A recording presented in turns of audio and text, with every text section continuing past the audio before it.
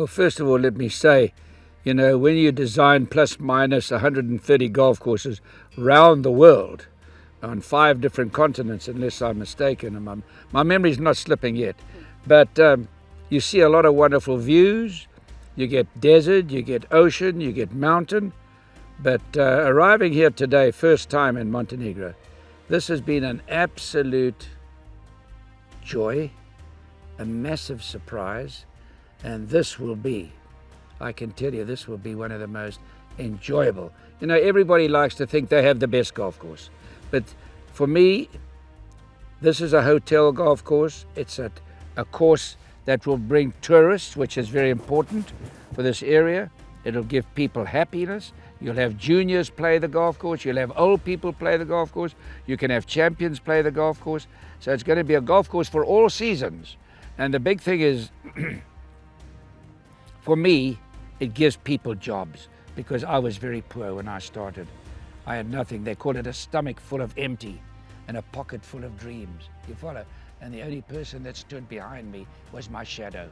So I grew up very, very tough. So I want to see this course give people enjoyment, that they come here, they want to come back again. I can honestly say I've never seen a more beautiful place to build a golf course right than this. So when you come here for a holiday, it's going to knock your socks off. Beautiful hotel, beautiful food, beautiful climate, but great people. The minute you arrive here, everybody's humble, they've got a great smile, they're not arrogant. It's just an absolute delight to come here.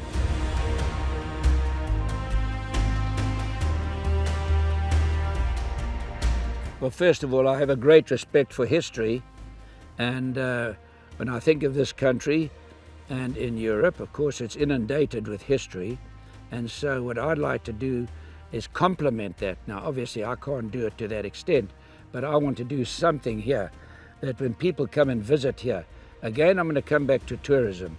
With countries are growing fast, and when people discover Montenegro, they're going to be pouring in here. So, you've got to have a good economy, and you've got to have something to bring people here. And this is what I like about a really good golf course. It helps the economy in many ways, helps people get jobs. It gives people pleasure staying in hotels. You can buy the most beautiful villas here. There are no better villas in the world than you can buy here. The view from every angle is just magnificent. It's absolutely something very, very different. People must come here. They must come and experience it. And all the food, you've got great farmers, it's natural fruit. It's a country that everybody will just absolutely love.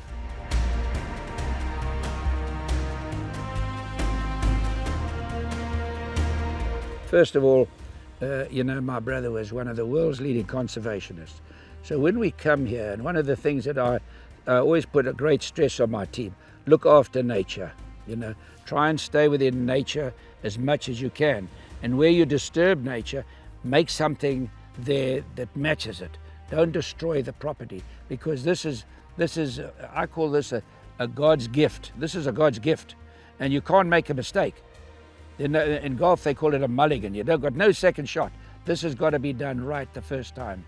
And I think what we're trying to do here is accommodate all people. I want to re-stress that.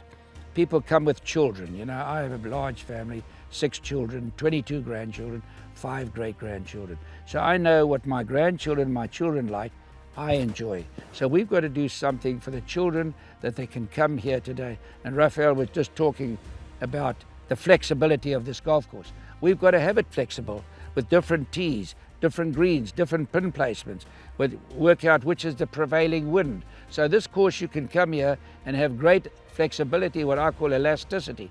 And what we've got to do is accommodate for the old ladies that come here. They make the golf courses too tough for the old ladies. We want an old lady to come here. I play golf with people that are blind, people no legs. One of my best friends has no legs, he's in a wheelchair. Others play one arm.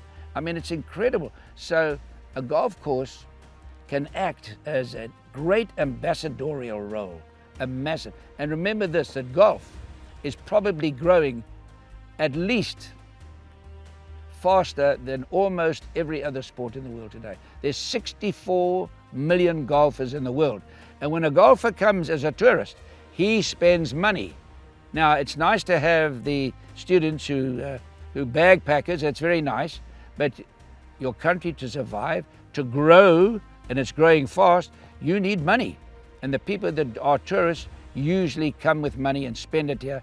And I can tell you, anybody who comes here, when this golf course is finished, but plus the other amenities, the Roman road, you know, you've got so much history here. There's the beautiful beaches, the ocean, you've got the food, you've got everything here. I can tell you this will be a massive ambassadorial role.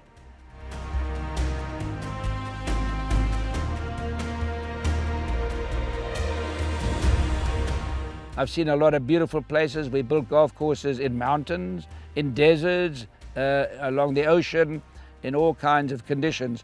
But I've never seen a more beautiful place than this.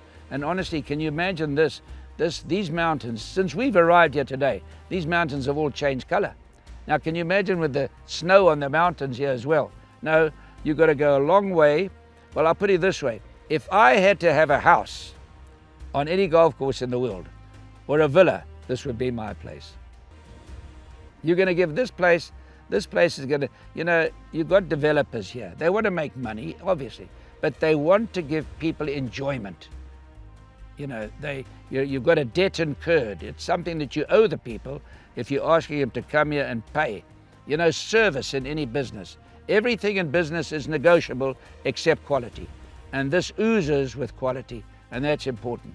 We just came on airlines, our baggage doesn't arrive, they don't deliver your bags to your hotel when they arrive, they're 3 hours late, but you pay for it.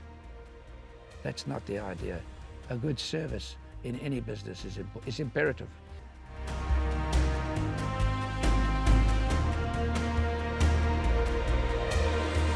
Well, obviously, you know, to go for walks with a family is a great joy.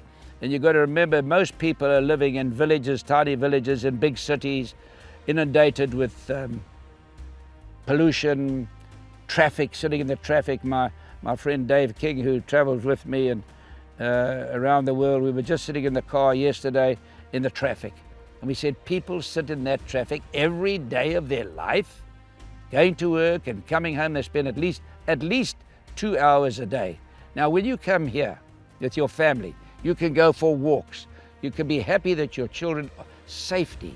This place oozes with safety. Safety is very important. You can say to your children, go down to the driving range, go and hit balls. You can go down to the beach. You've got so much here for a family to do. And family is still probably the most important thing for people today. I've got a big family. I know the love and the enjoyment I get from my family is probably, as they say, numero uno.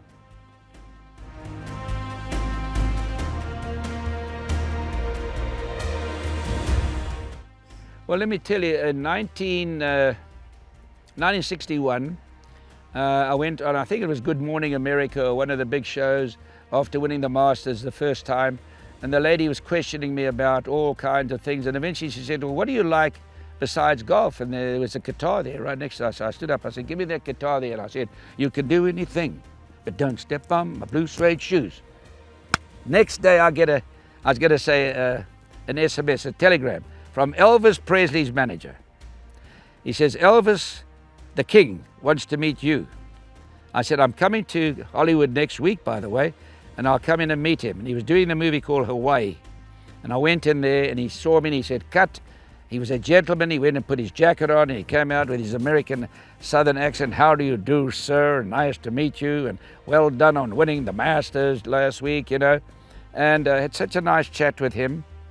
And he said to me, what is important? And he had this terrible grip. So we gave him the right grip.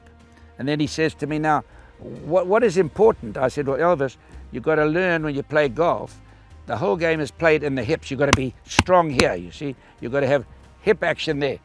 He says, the hips? I said, yes. He says, baby, you talking to the right man. He says, man, you that man could move his hips. That man could move his hips. And he gave so many people pleasure. Now, isn't that nice when you can be involved in a job and give people pleasure? I mean, you know, when people come here, I'm sure your CEOs of the company, your managers, your greenkeepers, everybody, there's got to be a certain atmosphere about people. You know, I've always been a great believer that you've got to look after your... I read Lee Kuan Yew, who's one of my heroes. You know, he took Singapore, which was annexed by the Japanese, and built this incredible country with his law and order, great education, strong economy.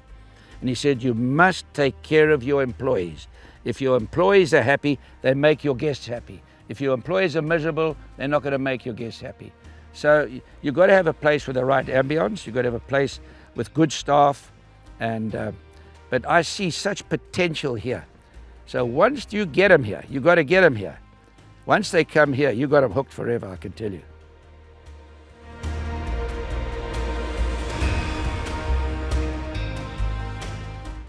Well, that's true. That was in Texas, also in the early 1960s, and I was practicing bunker shots.